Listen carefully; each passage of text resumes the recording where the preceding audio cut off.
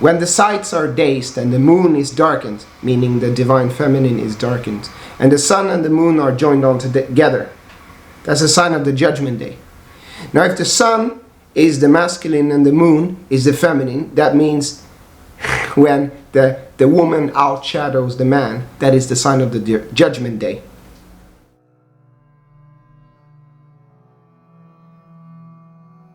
Bismillahirrahmanirrahim. Sufism is very masculine.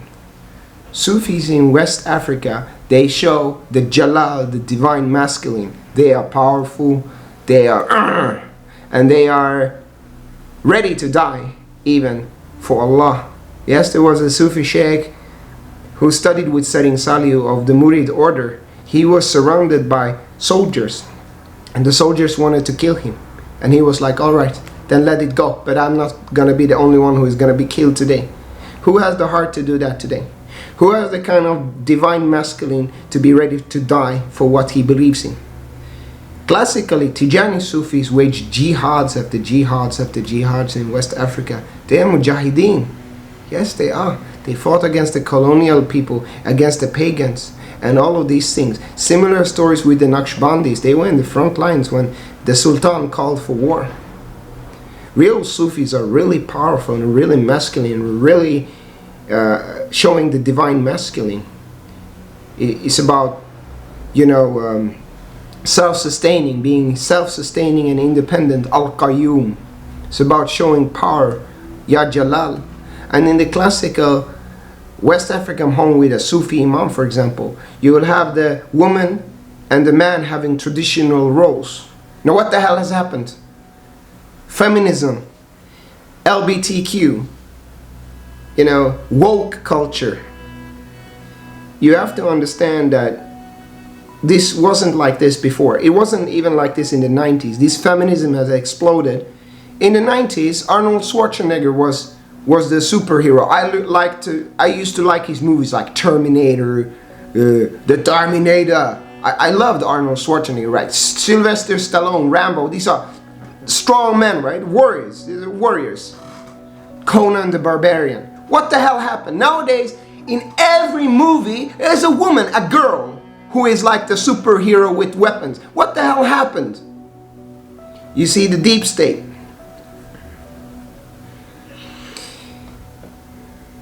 They are Luciferians. These cults, they intentionally want to break the man. Because when they break the man, they are the only men in power. When they break the man, they are the only men in power. They do it in the following ways. They promote the woman and they feminize the man and make sure that any masculine man is cancelled. That's how they do it. So the deep state promotes the woman, belittles the man or feminizes the man, and make sure that any masculine man is cancelled. That way they are the only men in power. And they can feminize the man in many ways. One way is homosexuality. If you study these deep state cults and rituals and sex parties, it usually involves a lot of homosexuality. And a lot of people, even since the 90s, who are starting whistleblowing on these sex parties, talk about homosexuality. That's a way to feminize the man. You actually have to be, to a certain degree, feminized to come up in those ranks with those people. And sometimes they even initiate people in the military or in the music industry into these homosexual rituals to see, are you, you know, with us, kind of.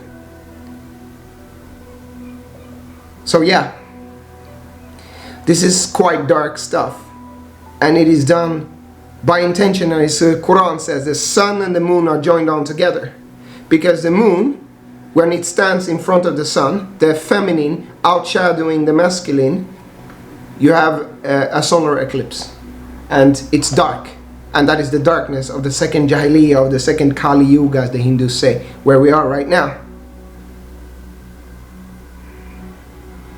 Very dark times. And Sufis are also used by the deep state to divide and conquer Islam. They try to tell us that we are better and the Wahhabis are the evil ones, and we the Sufis should fight the Wahhabis, but we should be more feminine. I've seen many Western people who call themselves Sufi, who are way too feminine compared to how real Tasawwuf is, and then I say, okay, this is infiltrated already by the deep state. And these people are the children of the Antichrist. These satanic cults who blend their feminine and masculine are children of the Antichrist or the Dajjal. These are the people who turn everything upside down, just like the Dajjal does. He has heaven in one hand, hell in one hand, but his heaven looks like hell and his hell looks like heaven. So they blend it all together to keep control. And they very much use sexuality to do it. That's their secret formula, sexuality. Also why they promote porn. And if you scroll on TikTok, you see women all the time shaking their ass, essentially. Yeah, it's very beautiful for me to watch a beautiful woman's shape. But for a man to all the time be exposed to that, he can't think normally. He can't think. His life force or libido, like Sigmund Freud would call it, is all the time spent in the sort of direction that the Antichrist wants. But Islam says women should cover. But the Dajjal wants to uncover the woman to constantly suck the power of the man, because then there will never be a man who can rise and challenge his rule. And these Western Sufis, they sort of kind of make an indirect pact with these people where, okay, we are going to be accepted in the Western world if we are more soft, we are more feminine, we are more this and we are more that. Bullshit! Bullshit! Get that shit out of your head. It's nonsense. And I can even feel how some people, even on this channel, they are so feminized. You need to man up, man. You need to man up. It's not like that in West Africa. Tasawwuf is not like that in West Africa. Tasawwuf is not like that in the Middle East. You gotta man up and be tough. And not be so picky on small things.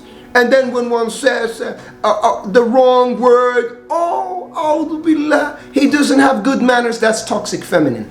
That's toxic femininity. You're sort of almost castrating the man.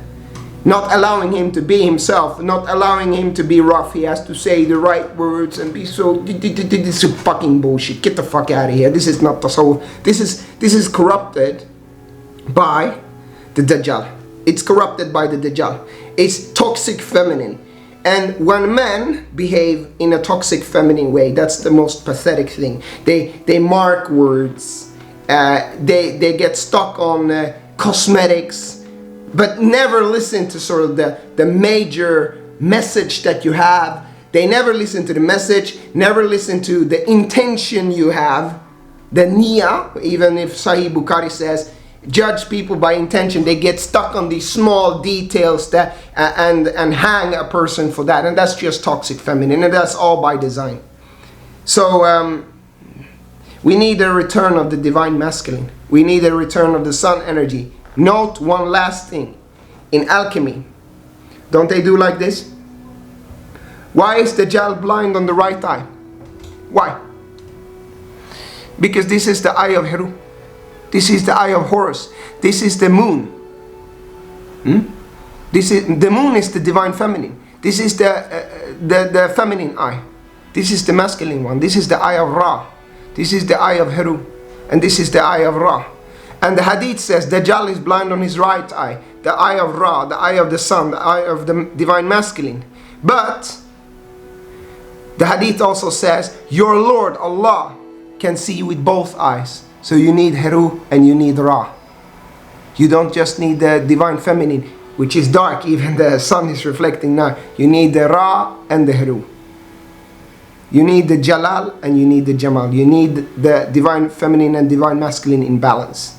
And when you try to imbalance it by taking away the eye of Ra, that is when you have the corruption where you have right now, the woke culture and all of these kinds of toxic things that are just spoiling our young generation.